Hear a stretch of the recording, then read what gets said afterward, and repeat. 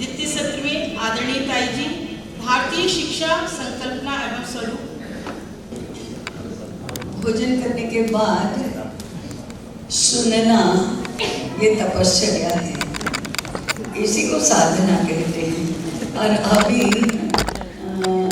हमारे एक आचार्य जी ने बताया, ज्ञान साधना करते करते ज्ञान प्रतिष्ठा पुनः करें, करो साधना। वहाँ कलियुग की साधना भी ऐसी होती है, जब सोने की इच्छा हो रही है तब सुनने को मिल रहा है। और दूसरा है, सुनते सुनते सोना भी अच्छा ही होता है, नींद बहुत अच्छी आती है। तो आपको सबको अनुमति है, नींद आती है तो अवश्य सो जाइए। हमको भी लोग ऐसे ही बोलते थे जब हम साथ में बैठे थे तब, और ये कहते थे कि ऐसे मत सोइए कि दूसरों की नींद खुल जाए, इसका ध्यान रखिए। तो ऐसी सोने की कला अनेक लोगों को अवगत तो होगी ही, अभी भी प्रैक्टिस में तो होगा ही। तो हमें कोई आपत्ति नहीं, आप सोएंगे तो हम ये तो नहीं कहेंगे कि जागो जागो, परंतु हमारे सामने चुनौती ये रहेगी कि आपको सोने नहीं देंगे। देखते हैं क्या होता है।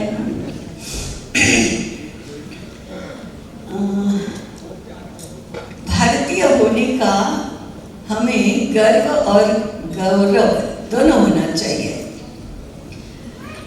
हमारे शास्त्र, हमारी परंपरा, हमारे मनीषी, हमारा अनुभव यह कहता है कि दुर्लभम भारते जन्म, भारत में जन्म प्राप्त होना देवों को भी दुर्लभ होता है। पूर्व जन्मों में अनेक पुण्य किए होंगे, तभी हम इस जन्म में भारत में हैं। ये गर्व और गौरव किस बात का था? इस बात का था कि भारत ने विश्व को मुक्ति का मार्ग बताया है। भारत ने विश्व को अपने जीवन विकास का मार्ग बताया है, जीवन में कल्याण प्राप्त करने का मार्ग बताया है, श्रेष्ठ जीवन जीने का मार्ग बताया है। मनुष्य भी अपनी शरीर रचना में और व्यक्तित्व की बनावट में पशु के जैसा ही है। नाक नक्शा अलग है, इतना ही। पशुओं को 4 पैर होते हैं, मनुष्य को 2 पैर और 2 हाथ होते हैं। अगले 2 पैर हाथ बन गए हैं।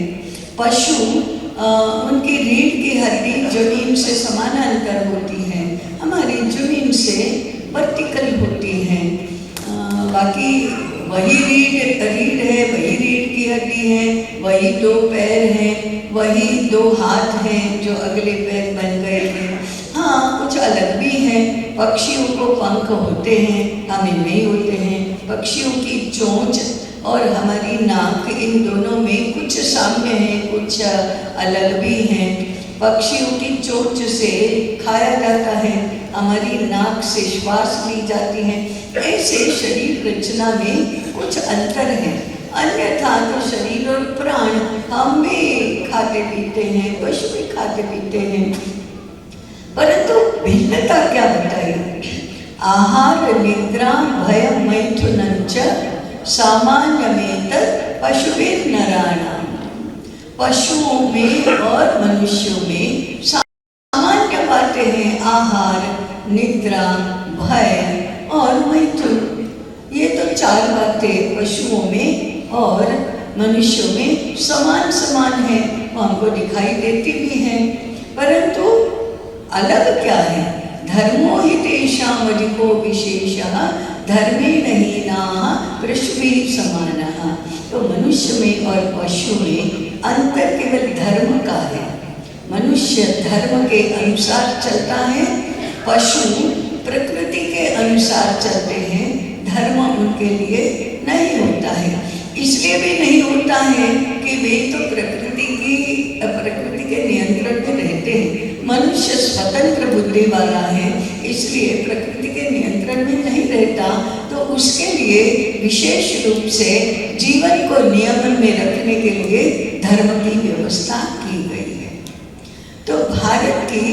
गर्व और गौरव लेने वाली बात कौन सी है? भारत का जीवन धर्म केंद्री है, धर्म के अनुसार चलना है।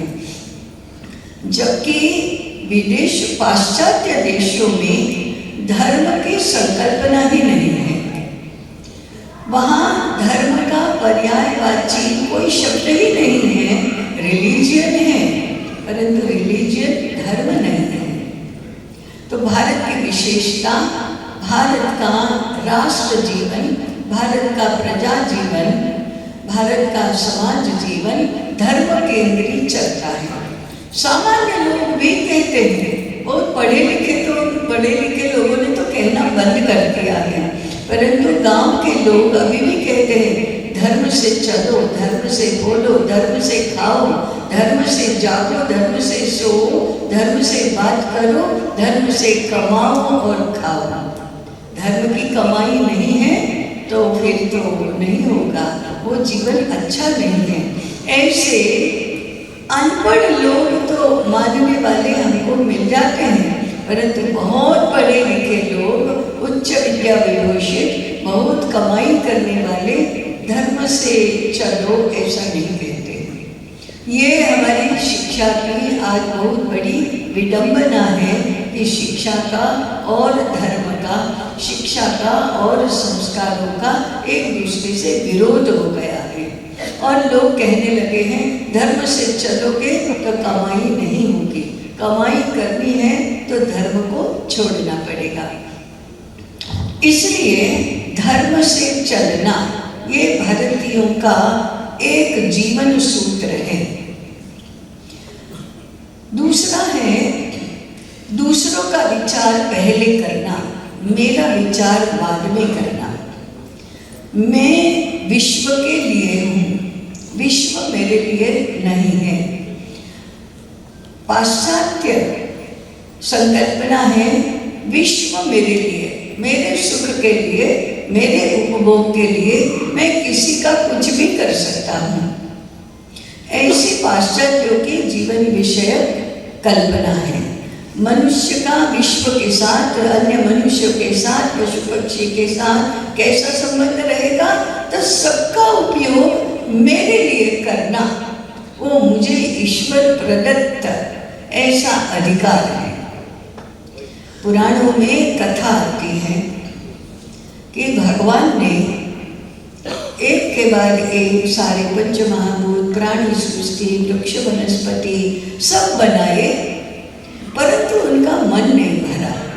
अभी श्रेष्ठ से श्रेष्ठ प्राणी भी बनाए, सुंदर से सुंदर पक्षी भी बनाए, मधुर गंध वाले फूल भी अनेक प्रकार के बनाए, अनेक प्रकार के स्वाद वाले फल बनाए, सब कुछ बनाया, परंतु भगवान का मन नहीं भरा।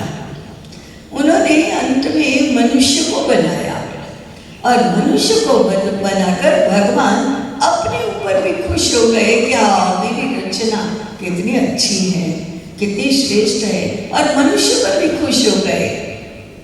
उन्होंने कहा तुम स्वतंत्र हो, तुम मेरी प्रतिकृति हो, मेरे जैसा ही मैंने तुम्हें बनाया है।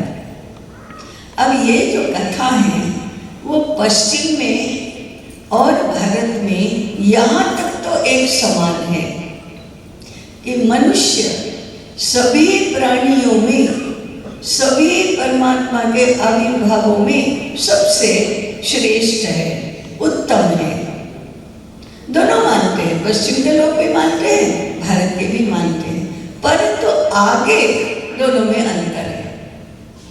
पश्चिम के भगवान ने लोगों को बताया, मनुष्य को बताया, तुम मेरी सर्वश्रेष्ठ कृति हो, इसलिए ये सारा विश्व मैंने तुम्हारे उपभोग के लिए बनाया है, तुम्हारे सुख के लिए बनाया है, जाओ और सुख का उपभोग करो।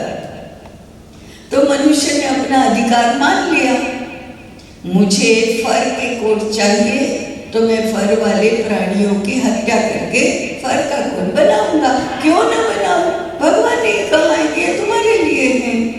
मैं सौंदर्य प्रसाधन बनाऊंगा तो उसका टेस्ट करने के लिए कि हमारी कोमल अंगों वाली युवतियों की कोमलता कहीं कम ना हो जाए, इसलिए उनका परीक्षण खरगोश जैसी आंखों में वो डालकर करना।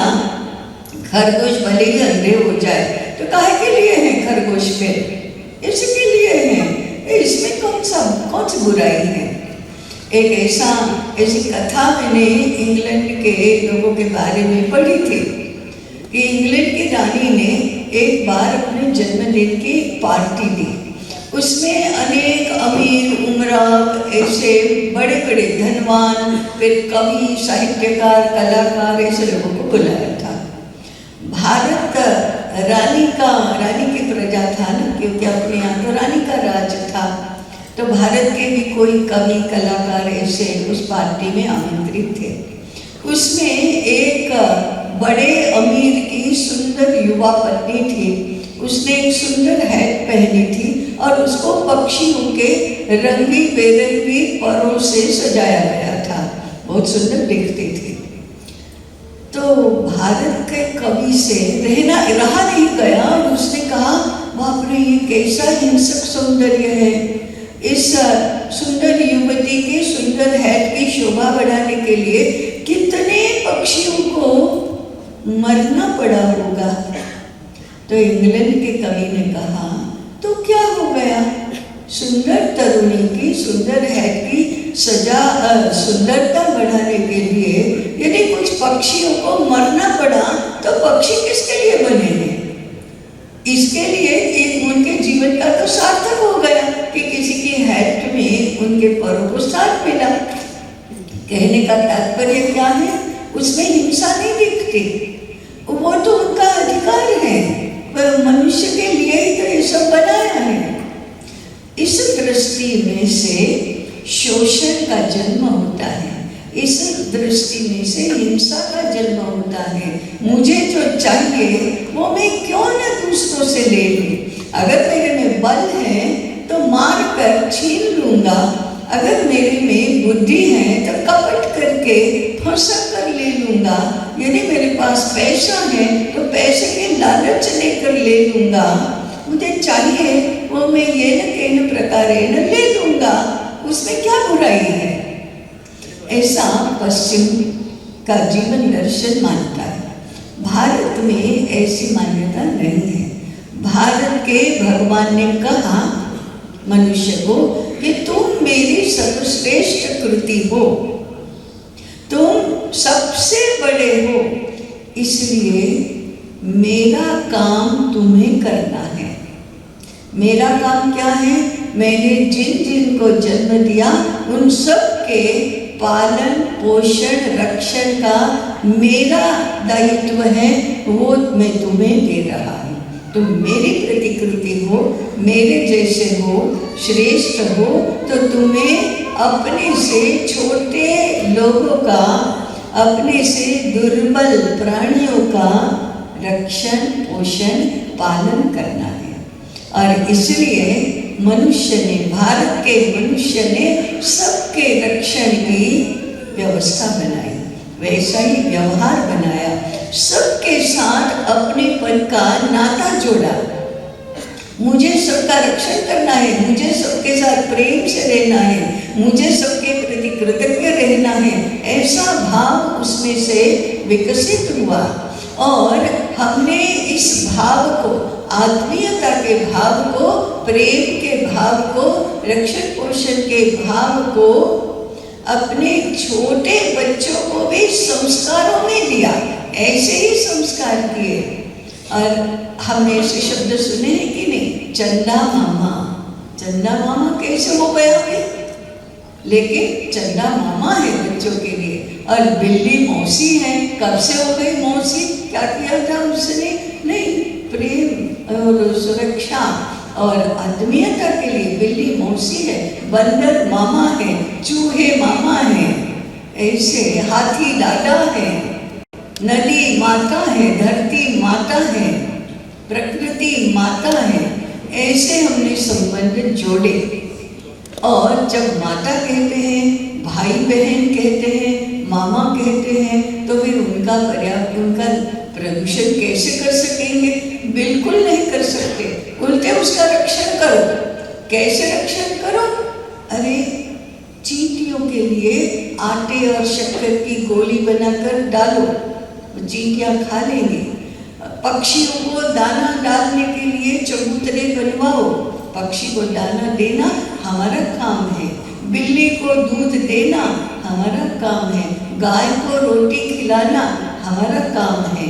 ये अपने से जो छोटे हैं उनके रक्षण की व्यवस्था करना हर बड़े व्यक्ति का दायित्व बताया गया।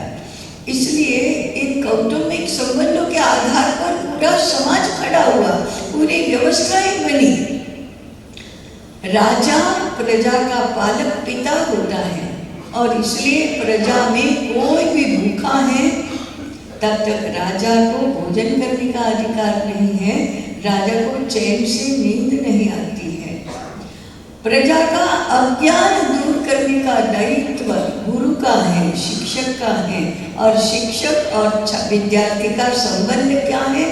तो विद्यार्थी शिक्षक का मानस पुत्र है, अपने सगे पुत्र से भी अधिक प्रिय ऐसा मानस पुत्र है।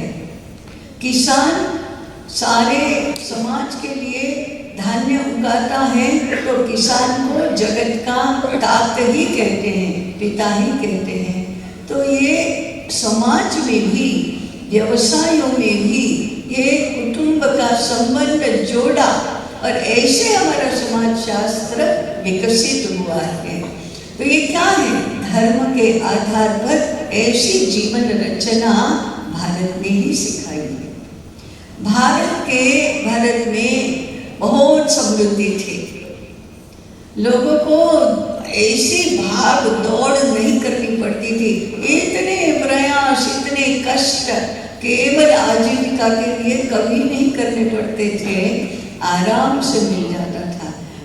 धरती से चाहिए उससे अधिक अनाज उगता था, वृक्ष चाहिए उससे अधिक फल देते थे, नदियाँ बहुत अच्छा पोषक पानी देती थी, कभी किसी बात की कमी नहीं थी। तो आराम से लोग रहते थे, जीते थे, बैठते थे। ऐसा करते करते वो जीवन के बारे में चिंतन करने लगे और ये जीवन के बारे में चिंतन करते करते उनको क्या मिला? उनको समाधि अवस्था मिली, उनको एकाग्रता मिली, ध्यान मिला और उसमें उनको ये दर्शन हुआ, अरे ये तो सारी दुनिया तो एक है। उनके मन में जो प्रश्न उद्भूत हुए थे, अरे मैं कौन हूँ, मैं कहाँ से आया हूँ, मैं कहाँ जाने वाला हूँ, मैं क्यों आया हूँ, मुझे क्या करना है? ये तो जीवन के ऐसे फंडामेंटल प्रश्न हैं जो रोज रोज हमको सूझते ही नहीं, आपाधापी में सूझने वाले प्रश्न नहीं है। आराम से बैठो, निश्चिंत होकर, कोई चिंता नहीं है, कोई टेंशन नहीं है, तब जाकर ऐसे प्रश्न भी जागते हैं। तो भारत का भाग्य है कि भारत के मनुष्य के मन में ऐसे ऐसे प्रश्न उठे, ऐसे प्रश्नों के उत्तर उनको समाधि में मिले और उनको जो प्रश्न उत्तर मिला वो था, अरे ये तो सब, हम सब तो एक ही है, ये तो सब ब्रह्म ही है। इसलिए वो ऋषि ने कहा, अहम ब्रह्मास्मि, मैं तो ब्रह्म हूँ। विश्व के किसने ऐसे उद्गार किए हैं? किसी ने नहीं। भारत के ऋषि को ऐसी अनुभूति हुई, अहम ब्रह्मास्मि। और आगे, अरे मैं तो ब्रह्म हूँ, परंतु ये वृक्ष वो भी ब्रह्म है, ये पहाड़ वो भी ब्रह्म है, ये सिंह वो भी ब्रह्म है, ये अफ्रीका वासी वो भी ब्रह्म है, अमेरिका वासी वो भी ब्रह्म है। तो दूसरा उद्गार निकला, सर्वम खलु इदं ब्रह्म। अरे ये तो पूरा का पूरा जो भी दिखाई देता है, जो भी है, वो सब ब्रह्म है। तो फिर मेरे में और तुझ में, मेरे में और उसमें अंतर ही क्या है? हम तो मूल में एक ही है और मैं ही परमात्मा हूँ, मैं ही आत्मा हूँ, मैं ही जीव हूँ। और परमात्मा तो सभी में है। इसलिए ये ज्ञान नीचे तक पहुंचा तो अनपढ़ बुनकर, अनपढ़ मोची, अनपढ़ कुमार, अनपढ़ किसान भी कहता है कण कण में भगवान है, ऐसा कहता है। तो भारत ऐसे आत्मज्ञानी लोगों का देश है। भारत 100% शिक्षित लोगों का देश है, ज्ञानी लोगों का देश है। इसके लिए उनको विद्यालय में नहीं जाना पड़ता है, इसके लिए उनको पैसा नहीं खर्च करना पड़ता है, इसके लिए सभी को वेद नहीं पढ़ने पड़ते हैं, इसलिए सभी को शास्त्र नहीं पढ़ने पड़ते हैं। क्या करना पड़ता है? अपना काम सारे विश्व को अपना मानकर करो, उनके लिए करो। जो दूसरों के लिए ऐसा निस्वार्थ बुद्धि से काम करता है वो तो भगवान का काम ही करता है। और ऐसे काम के लिए और ऐसे काम करने वालों के लिए श्रीमद् भगवद गीता में श्री भगवान ने कहा स्वकर्मणा तमभ्यर्च सिद्धिं विन्दति मानवः। अपने अपने कर्मों से माने अपने अपने क्रियाकलापों से, अपने अपने व्यवसायों से तम अभ्यर्च उसकी अर्चना करके, उसके माने किसके? परमात्मा की। उसके माने किसके? समाज रूपी परमात्मा की अर्चना करके मनुष्य को सिद्धि यानी मोक्ष प्राप्त हुआ है, होता है। ऐसे भारत का ज्ञान है। तो भारत जीवन को ऐसे देखता है, सबको मोक्ष प्राप्त करना है, सबको मुक्ति के मार्ग पर अग्रसर होना है। और यह ज्ञान विद्यालय में जाकर मिलेगा ऐसा नहीं है।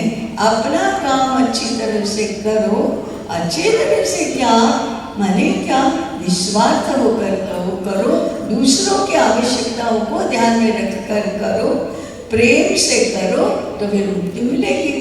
केवल व्रत उपवास करने से नहीं मिलेगी। ये भारत का ज्ञान है। ये ज्ञान भारत के जीवन व्यवस्थाओं का आधार है। इस ज्ञान की परंपरा बनाना ये शिक्षा का काम है। तो ये ज्ञान परंपरा है, शिक्षा के माध्यम से ज्ञान परंपरा बनती है, बनी रहती है, आगे बढ़ती है। ये परंपरा कैसे बनती है फिर? तो उदाहरण के लिए अनेक ऋषियों में से एक ऋषि विश्वामित्र हुए। उनको भी ऐसे ध्यान के अवस्था में, समाधि अवस्था में दर्शन हुआ, विश्व का की अनुभूति हुई। उस अनुभूति में से मंत्र प्रकट हुआ। वो मंत्र कौन सा है? गायत्री मंत्र। ओम भूर्भुवः स्वः, ऐसा गायत्री मंत्र प्रकट हुआ, विश्वामित्र के हृदय में प्रकट हुआ। फिर क्या हुआ? आज हम कैसे बोलते हैं उस मंत्र को? इसका दर्शन, इसके मूल ऋषि, दृष्टा ऋषि तो विश्वामित्र है, हमें कैसे आता है? तो विश्वामित्र ने अपने शिष्यों को यह मंत्र सिखाया। उन्होंने अपने शिष्यों को सिखाया, उन्होंने अपने शिष्यों को सिखाया। ऐसे गुरु ने शिष्य को, शिष्य ने गुरु बनकर अपने शिष्य को, फिर उस शिष्य ने गुरु बनकर अपने शिष्य को, ऐसे गुरु शिष्य गुरु शिष्य गुरु शिष्य परंपरा बनी। माने पूर्व पीढ़ी अगली पीढ़ी को ये देती है, अपने पास जो ज्ञान है वह देती है, वह अगली पीढ़ी को अपने पास जो ज्ञान है वह देती है। ऐसे गुरु शिष्य परंपरा से ज्ञान परंपरा भी बनी।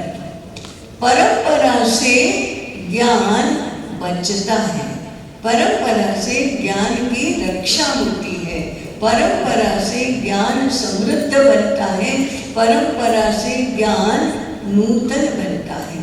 पुरातन ज्ञान परंपरा में से आकर आज तक आने पर नूतन बनता है। ज्ञान बदल नहीं गया, गायत्री मंत्र बदल नहीं गया, प्राचीन काल का अर्वाचीन काल के लिए उपलब्ध हुआ, पुरातन का नूतन हुआ, ये सनातन हुआ। पुरातन और नूतन दोनों ही मिलकर सनातन होते हैं। सनातन माने जिसको कभी भी अंत नहीं है, मृत्यु नहीं है, वह सनातन है। तो ऐसे ज्ञान सनातन कैसे बना, ज्ञान शाश्वत कैसे बना? तो गुरु शिष्य परंपरा से बना। ये गुरु शिष्य ज्ञान साधना करते थे, ज्ञान साधना और उपासना करते थे, इसलिए तो उसको ज्ञान की सेवा कहते हैं, ज्ञान की रक्षा कहते हैं, ज्ञान का भोग नहीं कहते हैं, ज्ञान का उपभोग नहीं कहते हैं। वो ऐसा पवित्र है ज्ञान। और इस ज्ञान परंपरा में गुरु शिष्य महत्वपूर्ण दो व्यक्ति हैं, एक गुरु और एक शिष्य, एक गुरु और अनेक शिष्य, एक शिष्य के अनेक गुरु। ऐसे इसी व्यवस्थाएं प्राचीन काल से आज तक चली आई हैं, जहाँ गुरु और शिष्य मिलकर ज्ञान साधना करते हैं, ज्ञान की उपासना करते हैं। उस स्थान का नाम है गुरुकुल, वही विद्यालय है। आज हम उसको विद्यालय बोलते हैं, उस समय उसको गुरुकुल बोलते थे। और गुरुकुल का अर्थ यह है कि जहाँ गुरु और शिष्य, आचार्य और छात्र, शिक्षक और विद्यार्थी मिलकर ये महत्वपूर्ण शब्द है, मिलकर ज्ञान का अर्जन करते हैं, ज्ञान की साधना करते हैं। तो भारत में ज्ञान की साधना क्यों करनी होती है? नहीं ज्ञानेन सदृशं पवित्रम यः विद्यते। ज्ञान के जैसी पवित्र चीज और कोई नहीं है संसार में, ज्ञान के जैसी श्रेष्ठ चीज कोई नहीं है संसार में। ये जहाँ होता है, ज्ञान दिया और लिया जाता है, वह गुरुकुल है। वही आज का क्लासरूम है, वही आज का विद्यालय है, जहाँ गुरु और शिष्य हैं, जहाँ विद्यार्थी और शिक्षक हैं, जहाँ आचार्य और छात्र हैं, वह गुरुकुल है। इस गुरुकुल में ज्ञान की पवित्रता की रक्षा होती है। सबसे पहले ज्ञान की रक्षा करना, उसको नष्ट नहीं करना। ये क्या होता है? ज्ञान की पवित्रता की रक्षा करो, ज्ञान की श्रेष्ठता की रक्षा करो, ज्ञान को अपवित्र हाथों में नहीं जाने दो, ज्ञान को हल्के विचारों वाले, कुविचारों वाले लोगों के हाथ में न जाने दो। ज्ञान का उपयोग अहंकार के लिए मत करो, ज्ञान का उपयोग सेवा के लिए करो। शिक्षक और विद्यार्थी दोनों एक हैं। उपनिषद में शिक्षक और विद्यार्थी, मैं भारतीय शिक्षा की बातें बता रही हूँ कि हमारी शिक्षा व्यवस्था कैसी रही है। तो ज्ञान परंपरा की वाहक ये शिक्षा व्यवस्था है। फिर उसके दो कंपोनेंट्स हैं, आचार्य और छात्र, शिक्षक और विद्यार्थी। उन दोनों का काम जहाँ होता है साथ मिलकर, ये है गुरुकुल। तो कैसा होता है फिर आचार्य और छात्र का संबंध? तैत्तिरीय उपनिषद में बहुत सुंदर उपमा इसके लिए दी गई है। उपनिषद कहती है, आचार्य पूर्व रूपम अंतेवासी उत्तर रूपम विद्या संदेह प्रवचनम संधानम। चार ही छोटे छोटे वाक्य हैं, दो दो शब्दों के। क्या कहते हैं?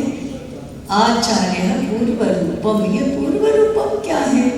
आप सब तो शिक्षक हैं, भाषा थोड़ी तो पढ़ाते ही हैं, व्याकरण आता ही है हमारे इसमें। तो उसमें एक संधि होती है, दो शब्दों में संधि होती है और एक तीसरा शब्द बनता है। उदाहरण के लिए एक शब्द है गण, दूसरा है ईश। तो गण में न का अ पूर्व रूप है, प्लस ईश का ई उत्तर रूप है। अ और ई की संधि होकर ए बनता है, इसलिए गण प्लस ईश इज गणेश। तो ये गणेश, ये संधि होती है। गणेश संधान दोनों स्वरों का होता है और पूर्व रूप और उत्तर रूप का संधान होकर संधि होती है तो गणेश बनता है। ये नया शब्द है और एक शब्द है। गणेश ये एक ही शब्द है, दो शब्दों का बना हुआ, स्वर संधि होकर ये एक शब्द बनता है। क्यों भी यहाँ कोई बात कर रहा है? आचार्य पूर्व रूपम, इसी प्रकार से एक तरफ आचार्य है, दूसरी तरफ अंतेवासी माने छात्र उत्तर रूप है और दोनों में प्रवचनम अध्ययन और अध्यापन, पढ़ाना और पढ़ना। आचार्य पढ़ाते हैं, छात्र पढ़ते हैं, ये दोनों के लिए एक शब्द है प्रवचनम। इस प्रवचन से दोनों का संधान होता है और निष्पन्न क्या होता है? विद्या संदेह। भारत की आदर्श अध्ययन पद्धति है, अध्यापन पद्धति है। हम तो नीचे उतरते उतरते उतरते संबंध गए और साधना गई और 4 पैसे के बदले में ज्ञान मिलता है, कई लाख रुपए के बदले में मिलता है, परंतु लाख रुपया फीस जहाँ है वहाँ ज्ञान नहीं मिलता। वो ज्ञान के लिए, शिक्षा के लिए पैसा नहीं होता, वो तो एसी कमरों के लिए, एसी बस के लिए और ये साधन सामग्री और ये सुविधा इसके लिए होता है। ज्ञान का इससे क्या संबंध है? आता जाता कैसे है? कुछ भी अ आ ई पढ़ना है, क ख ग घ ही पढ़ना है, ABCD पढ़ना है, 1 2 3 4 पढ़ना है, उसके लिए क्या लाख 1.5 लाख रुपये चाहिए?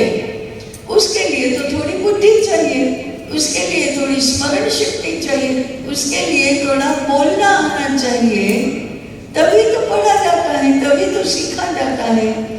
पैसा देकर तो कुछ नहीं आता। मंदमती छात्रों को ऊंचा शुल्क देकर बुद्धि की शिक्षा नहीं मिलती। बुद्धि होने से शिक्षा मिलती है, निर्बुद्ध लोगों को पैसे से शिक्षा नहीं मिलती। हाँ, कोई अन्य व्यवस्था से अंक मिल जाते हैं, प्रमाण पत्र मिल जाते हैं, डिग्री मिल जाती है, शिक्षा नहीं मिलती, ज्ञान नहीं मिलता। भारत के सब लोग ये समझते तो हैं, जानते तो हैं कि पैसे से पढ़ाई नहीं होती, परंतु हमने क्या किया? पढ़ाई का, ज्ञानार्जन का और परीक्षा, प्रमाण पत्र, डिग्री, इन दोनों का विच्छेद ही कर दिया है। पढ़ने से क्या मतलब है? और ये पढ़ाने से क्या मतलब है? पास होना है ना, हो जाएंगे ना, पास होना कोई बड़ी बात है क्या? पास होना बड़ी बात नहीं है, ये भी सब जानते हैं। और पास होने से बुद्धि है उसमें, ऐसा नहीं है, ये भी सब जानते हैं। ये तो सारे ओपन सीक्रेट हैं। कोई एक संचालक कहता है शिक्षक को, तुम्हें 11 से 6 बजे तक पूर्ण समय विद्यालय में रहना है। हाँ, रहेंगे, इससे कोई पढ़ा लिया क्या? नहीं। तुम्हारा पाठ्यक्रम पूर्ण हो जाना चाहिए। हाँ, हो जाएगा, तो पढ़ा लिया क्या? पढ़वा कर दिखाओ तो माने, तो पढ़ा नहीं जाता, पढ़ाया नहीं जाता। तुम्हारा परीक्षा, तुम्हारी कक्षा का परीक्षा फल 100% होना चाहिए। हाँ, होगा, इससे क्या पढ़ा लिया क्या? पढ़ाया तो ऐसे नहीं जाता। नियम, कानून, दबाव, दंड से कभी पढ़ा भी नहीं जाता, पढ़ाया भी नहीं जाता। ये तो पूर्ण स्वेच्छा से, स्वतंत्रता से, अपने हृदय के गुणों से ही होता है। ये बात जागे जग रहे हैं।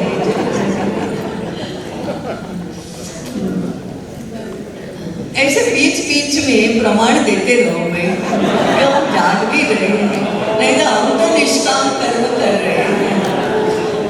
नहीं, लेकिन बहुत ज्यादा नहीं, कभी कभी हमको पता है हम जाग रहे हैं। तो फिर स्वेच्छा, स्वतंत्रता और अपनी हृदय के गुणों से ही अध्ययन अध्यापन होता है, इसलिए वो पवित्र है। इसलिए भारत में इसको ध्यान में रखकर पैसे के बदले में पढ़ाना और पैसा देकर पढ़ना, ऐसी व्यवस्था को एकदम तिरस्कार से देखा गया। होता है क्या, यदि प्रेम कभी बाजार में बिकता है, भावना सेवा कभी बाजार में बिकती है, नहीं बिकती, तो ज्ञान भी नहीं बिकता। श्रेष्ठ समाज का यह लक्षण है। परंतु इस प्रकार से बिना पैसे लिए हुए पढ़ाने वाले, केवल ज्ञान के प्रेम से, केवल छात्र के प्रति प्रेम से, केवल समाज हमारे होते हुए अज्ञानी नहीं रहना चाहिए, इस भावना से अध्यापन करने वालों को समाज कभी भी भूखों नहीं मरने देता। हाँ, समाज पर ऐसा विश्वास होना चाहिए जो हमें नहीं है। आज समाज कभी देता है क्या? ऐसे नहीं देता, देता है। ऐसा विश्वास पहले होगा तो समाज आज भी देता है। इतना गया बीता जमाना है तो भी देता है। तो मूल में हम बात कर रहे थे भारतीय शिक्षा के स्वरूप की और व्यवस्था की। तो ये तो आचार्य और छात्र कहाँ से गुरुकुल शुरू हुए होंगे, पहला गुरुकुल कैसे शुरू हुआ होगा, पहले शिक्षा परंपरा, ज्ञान परंपरा कैसे बनी होगी, तो आचार्य ने अपने छात्र को तो दिया। परंतु छात्र को नहीं चाहिए तो आचार्य कैसे देगा? तो छात्र ने जाना चाहिए विनय संपन्न होकर, गुरुजी मुझे पढ़ाइए। समाज ने जाना चाहिए गुरु के पास कि समाज को ज्ञान दीजिए। राजा जाता है गुरु के पास, हमारी प्रजा को आप ज्ञान दीजिए, आप अपनी तो चिंता न करें, ज्ञान आप ज्ञान दीजिए। तो ऐसे करुणा से, प्रेम से गुरु ने छात्रों को पढ़ाना प्रारंभ किया और छात्र के अभिभावकों ने, समाज ने, राज्य ने कृतज्ञ होकर कि इनके बिना हमारा ज्ञान कैसे मिलता, इनके बिना हमारा समाज इस प्रकार से ज्ञानवान कैसे बनता, इसलिए कृतज्ञ होकर उनको दक्षिणा दी, कृतज्ञ होकर इनके योगक्षेम की चिंता की और गुरुओं को कहा आप निश्चिंत रहिए, हम हैं, आपके योगक्षेम की आपको चिंता करने की आवश्यकता नहीं है, हम हैं तो आपको क्या चिंता करनी है।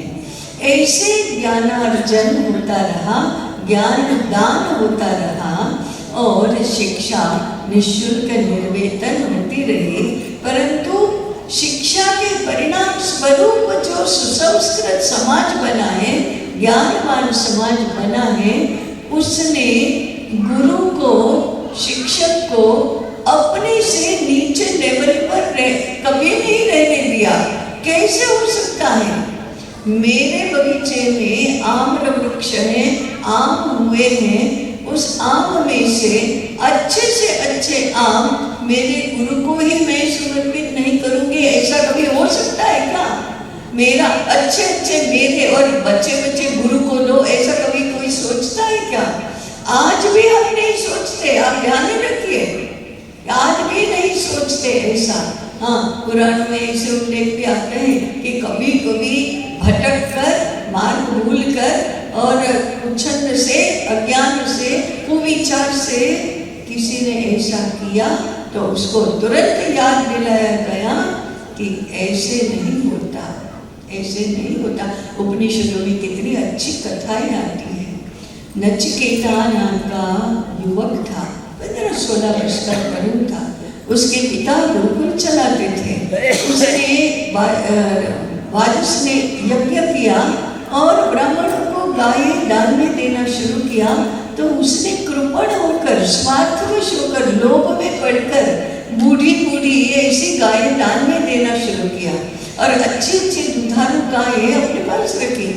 तो उस तरुण ने, पुत्र ने देखा कि अरे पिता तो ये बहुत गलत काम कर रहे हैं, ये गुरुकुल के आचार्य हैं, उन्होंने ऐसा तो बिल्कुल नहीं करना चाहिए। लेकिन पिता को कैसे कहे, फिर भी कहे बिना रहा कैसे जाएगा। इसलिए नचिकेता ने अपने पिता को पूछा, क्या ब्राह्मणों को गाय दान में दे रहे हो, मुझे किसको दान में दे रहे हो? वो भी पुत्र है, पिता के प्रति तो विनयशील होना चाहिए। इसलिए उसने इसे घुमा फिरा कर पूछा, पिता ने ध्यान नहीं दिया। दूसरी बार पूछा, आप मुझे किसको दान में दे रहे हैं? तो पिता ने उत्तर नहीं दिया। तीसरी बार पूछा तो पिता गुस्सा हो गए, मैं तुमको यम को दान में देता, इसका अर्थ है मर जाओ। पुत्र ने पिता की आज्ञा मानी और यम के पास स्वयं चला गया। यम के दरवाजे पर 3 दिन तक वो भूखा प्यासा प्रतीक्षा करता रहा, क्योंकि यमराज पृथ्वी पर किसी को लेने के लिए गए थे। 3 दिन के बाद आए और देखा कि द्वार पर ये नचिकेता भूखा प्यासा बैठा है। उसको बड़ा क्षोभ हुआ। उसने नचिकेता को कहा कि मैं तुमको 3 वर देना चाहता हूँ। तो पहला वर नचिकेता ने क्या मांगा कि मेरे पिता मेरे प्रति क्रुद्ध हुए हैं, उनका क्रोध शांत हो जाए। तो पिता का क्रोध शांत हो गया। अर्थात ज्ञानवान व्यक्ति भी अगर कुछ गलत भी करता है तो उसकी गलतियां, उसके दोष निवारण करने के उपाय तुरंत किए जाते थे कि नहीं, गुरु को ये शोभा नहीं देता, आचार्य को ये शोभा नहीं देता। इसलिए उसको शुद्ध रखा गया, पवित्र रखा गया। ऐसे गुरुकुलों में ज्ञान दान का काम होता है। तो ऐसे ज्ञान की परंपरा बनी। ऐसे गुरुकुलों में सर्व प्रकार की विद्याओं की शिक्षा भी होती थी। ऐसा नहीं है कि केवल वेद उपनिषद पढ़ाए जाते थे। उपवेद नाम का एक बहुत बड़ा ज्ञान क्षेत्र है और 4 वेद, 4 उपवेद और 6 वेदांतों को 14 है ये। इसलिए चतुर्दश विद्या स्थानम 14 विद्याएं ऐसा बताया जाता है। तो ये जो वेदांत है उसमें दुनिया भर का मेडिकल साइंस है, इंजीनियरिंग है, टेक्नोलॉजी है, कॉमर्स है, व्यापार है, उद्योग है और सर्व प्रकार की भौतिक जीवन में धन देने वाली, वैभव देने वाली सभी विद्याएं हैं। इनको उपवेद कहा गया। इसको भी पढ़ाया जाता था गुरुकुलों में। माने शास्त्र पढ़ाए जाते थे, शस्त्र पढ़ाए जाते थे, उद्योग व्यापार सब कुछ पढ़ाया जाता था। इसलिए वो 14 विद्या मूल विद्याएं जिससे हमारा धर्म का जीवन, संस्कृति का जीवन, भौतिक वैभव का जीवन फलता फूलता है। ऐसा ये ज्ञान हमारी परंपरा बना है। तो उसके 2 भाग हैं, एक विद्या एक अविद्या। माने एक समृद्धि एक संस्कृति। समृद्धि देने वाली सभी प्रकार की विद्याएं और संस्कृति और धर्म सिखाने वाली सर्व प्रकार की विद्याएं गुरुकुलों में पढ़ाई जाती रही हैं और समय समय पर इसमें अनुसंधान होते रहे हैं। उसके बारे में ग्रंथ लिखे जाते रहे हैं और उपनिषद पद्धति से पढ़ाना, मैंने गुरु के पास बैठकर पढ़ना, ये भी किया जाता रहा है। ऐसी ज्ञान परंपरा 2500 वर्ष पूर्व तक तो चली। 2500 वर्ष पूर्व तक्षशिला विद्यापीठ, नालंदा विद्यापीठ और ये बहुत विश्व में अद्भुत विलक्षण ऐसे विद्यापीठ थे। तक्षशिला विद्यापीठ में 10,000 से अधिक छात्र पढ़ते थे। और 1000 के लगभग आचार्य उनको पढ़ाते थे। ये विश्व में अद्वितीय, आज भी उसके जैसा कोई विद्यापीठ नहीं हुआ। ऐसा विद्यापीठ था जो ईसा पूर्व 404 शताब्दी में था और ईसा के बाद 7वीं शताब्दी तक था, जब बख्तियार खिलजी ने उसका नाश किया। तो ये 1100 वर्षों तक विश्व में अद्वितीय श्रेष्ठ ऐसा विद्यापीठ आज तक जगत में नहीं हुआ है, और उसके बाद 2500 वर्षों में भी नहीं हुआ है। पहले तो नहीं हुआ था, बाद में भी नहीं हुआ। ये तक्षशिला विद्यापीठ जब था तब तक तो भारत की ज्ञान परंपरा अखंडित रही और इसलिए समृद्ध भी रही। 2500 वर्ष पूर्व से भारत पर अनेक विदेशी आक्रमणों की परंपरा शुरू हुई। और सबसे पहले तक्षशिला पर ही अलेक्जेंडर का आक्रमण हुआ, सिकंदर का आक्रमण हुआ। उसके बाद शकों का, हुनों का, प्रथम शताब्दी में, ईसा पूर्व प्रथम शताब्दी, ईसा के बाद की प्रथम शताब्दी में शकों का, हुनों का, कुषाणों का आक्रमण हुआ। उसके बाद यवनों का आक्रमण हुआ। उसके बाद 7वीं शताब्दी से मुगलों का आक्रमण शुरू हुआ, तुर्कों का, पठानों का यह आक्रमण शुरू हुए और ये होते ही रहे और 17वीं शताब्दी से ब्रिटिशों का आक्रमण हुआ। तो 2500 वर्ष से भारत पर अनेक विदेशी आक्रांताओं के आक्रमण होते रहे, तो भारत की ज्ञान परंपरा खंडित होती रही, नष्ट होती रही, क्षीण होती रही और ब्रिटिशों के शासनकाल में ये पूर्ण रूप से नष्ट होकर विकृत हो गई। फिर भारत के शास्त्रों के नाम तो रहे परंतु उनका स्वरूप बदल गया। तो आज क्या स्थिति है? फिर आज हम पाश्चात्यों की विद्याएं सिखा रहे हैं। वही इतिहास, वही समाजशास्त्र, वही अर्थशास्त्र, वही राज्यशास्त्र, वही व्यापार की पद्धति, वही उत्पादन की पद्धति, वही यूनिवर्सिटीज, वही न्याय, कानून, दंड, नियम, ये सब शासन प्रशासन की पद्धति, वह सारा का सारा हम विदेशियों का पढ़ा रहे हैं। क्योंकि अंत में जो ब्रिटिश आक्रमण हुआ वो शिक्षा पर हुआ। उन्होंने शिक्षा को बदला, उन्होंने शिक्षा को यूरोपीय बना दिया, यूरोपियनाइजेशन ऑफ इंडियन एजुकेशन, भारतीय शिक्षा का यूरोपीकरण कर दिया। शिक्षा विषय जो मूल संकल्पनाएं भारतीय थी वे सब यूरोपीय हो गई। इसलिए शिक्षा शुल्क लेकर दी जाने लगी, शिक्षा शासन के हाथ में चली गई। 19वीं शताब्दी के पूर्वार्ध तक कैसा भी साम्राज्य रहा हो, कैसा भी अच्छा बुरा राजा शासक रहा हो, कैसी भी सरकारें रही हो, उनमें शिक्षा विभाग नहीं था। 1835 के बाद कहीं 2-4 वर्षों में पहली बार ईस्ट इंडिया कंपनी के शासन में डिपार्टमेंट ऑफ पब्लिक इंस्ट्रक्शन करके शिक्षा विभाग शुरू हुआ। कब? 1835 के बाद। तब तक 10,000 वर्षों में भारत में शासन का कोई शिक्षा विभाग नहीं था। धर्म सत्ता, ज्ञान सत्ता स्वायत्त थी। वह राजा और प्रजा दोनों का मार्गदर्शन, नियमन, नियंत्रण करती थी और देश धर्म के अनुसार ज्ञाननिष्ठ बनकर चलता था। ईस्ट इंडिया कंपनी के शासन में जो शासन का शिक्षा विभाग था वही नियंत्रक बन गया और तब से लेकर आज तक अब शिक्षा भारत में शासन के अधीन ही रही। कैसे हो गई?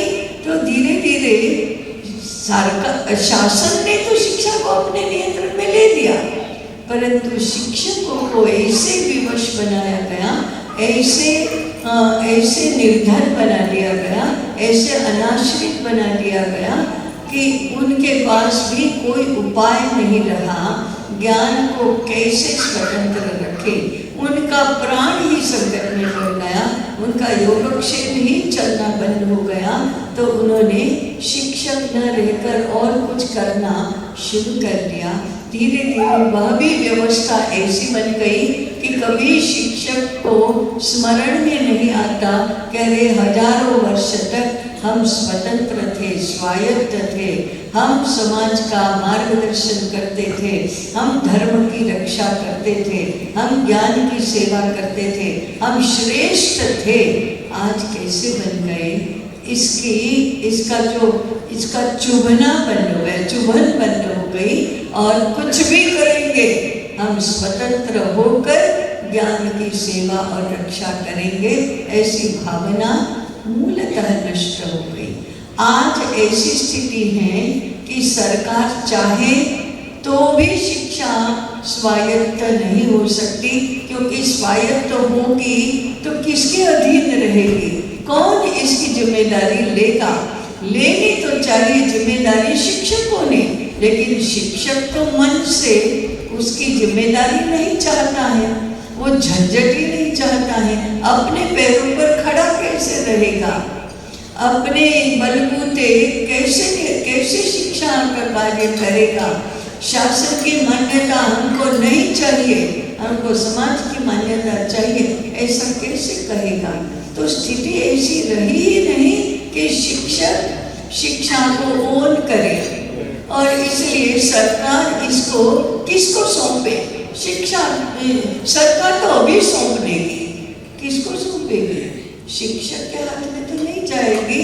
अनेक प्राइवेट यूनिवर्सिटीज और संस्थाएं हम देख रहे हैं, उनके हाथ में जाती है शिक्षा, तो एक से निकलकर दूसरे हाथ में ना ज्ञान का कोई संबंध ही नहीं है।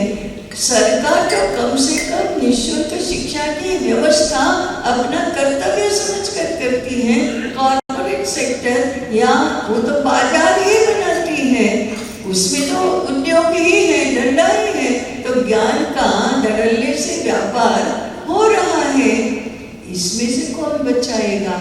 इसमें से बचाने वाला तो शिक्षक ही है। इसमें से बचाने का दायित्व जिस दिन शिक्षक लेगा, उस दिन पुनः शिक्षा भारतीय होगी। भारतीय शिक्षा की प्रतिष्ठा शिक्षक ही कर सकता है। वो जब तक कहता रहेगा हम तो कैसे करेगा, हाँ, जब तक वो कहता रहेगा हम तो कैसे करें, कोई हमको स्वतंत्र रहने नहीं देता, फिर हम भूखों मरेंगे, फिर हमारे बाल बच्चे क्या खाएंगे, अरे हम तो ऐसे दुविधाओं से ग्रस्त हैं। आज का जीवन तो कैसा बन गया है, तब तक तो ये काम होने वाला नहीं है। आज भारत को, भारतीय ज्ञान को प्रतीक्षा है ऐसे शिक्षकों की कि जो खड़े हो जाए और कहें हम हैं। हे ज्ञान की देवता सरस्वती, तुम्हें बहुत देर तक हम अनाश्रित नहीं रखेंगे, राज्याश्रित नहीं रखेंगे। हम हैं, हम तुम्हारी रक्षा के लिए, सेवा के लिए, तुम्हारी प्रतिष्ठा के लिए सन्नद्ध हैं। ऐसा जब होगा तब भारतीय शिक्षा पुनः भारतीय स्वरूप धारण करके प्रतिष्ठित हो जाएगी। हम ऐसा करेंगे, ऐसा संकल्प करके आज की बात हम पूरी कर रहे हैं।